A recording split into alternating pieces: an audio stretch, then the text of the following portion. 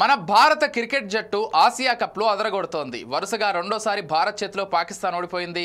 కీలక మ్యాచ్లో దాయాది దేశం చేతులెత్తేసింది. దీంతో టీమిండియా 6 వికెట్ల తేడాతో బంపర్ విక్టరీ కొట్టేసింది.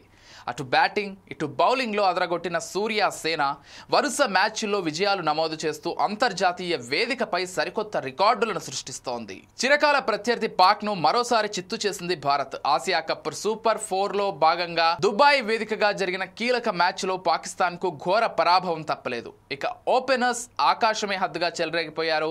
6లు 4లతో రెచ్చిపోయారు. బాల్ రావడమే ఆలస్యం, బౌండరీకి వెళ్లిపోవడమే అన్నట్టుగా సాగింది మ్యాచ్. ఆడియన్స్ గ్యాలరీలో ఉంటూ కేరింతలు కొట్టారు. మన జట్టు ఆటగాళ్లకు సపోర్ట్ చేస్తూ ఫుల్ ఎంకరేజ్ చేశారు. చావో రేవో తేల్చుకోవాల్సిన మ్యాచ్లో పాకిస్తాన్ను ఏ విధంగా కోలుకోకుండా చేసింది టీమిండియా. ఇక మన జట్టు ఓపెనర్ అభిషేక్ శర్మ పాక్ బౌలర్లకు తానేంటో మరోసారి రుచి చూపించాడు. 39 బాల్స్లో 74 పరుగులతో ఊచకోత కోశాడు.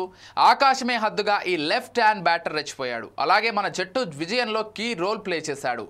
ఫస్ట్ ఓవర్ ఫస్ట్ బాల్ నుంచి అటాకింగ్కు దిగాడు. తొలి బంతినే సిక్సర్గా మలిచిన శర్మ ఆ తర్వాత కూడా అదే దూకుడును కొనసాగించాడు. ఈ మ్యాచ్లో మొత్తం 6 4లు 5 సిక్సర్లతో అదరగొట్టాడు. మరో ఓపెనర్ శుభ్మన్ గిల్ కూడా 28 బాల్స్లో 47 రన్స్ చేశాడు.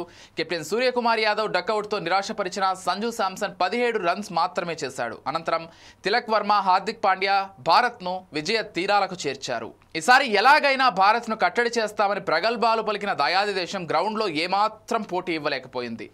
వీళ్ళు గల్లీ క్రికెట్ ఆడుతున్నారా అనే విధంగా పాక్ బౌలింగ్ చాలా చెత్తగా అనిపించింది. అంతకుముందు టాస్ ఓడి బ్యాటింగ్కు దిగిన పాకిస్తాన్ జట్టు నిర్ణీత 20 ఓవర్లలో 5 వికెట్ల నష్టానికి 171 రన్స్ చేసి కాస్త పర్వాలేదనిపించింది. కాకపోతే మన భారత జట్టుకే సొంతమైన బలమైన బ్యాటింగ్ ముందు ఆ స్కోర్ సరిపోలేదు. 171 రన్స్ స్కోర్ను కూడా టీమిండియా గడ్డిపోచలా ఊది పడేసింది. అదేవిధంగా ఆసియా కప్లో జైత్ర యాత్రను కొనసాగిస్తోంది. ఈసారి ఆసియా కప్తోనే మన కుర్రాళ్ళు తిరిగొస్తారని క్రికెట్ లవర్స్ అంచనా వేస్తున్నారు.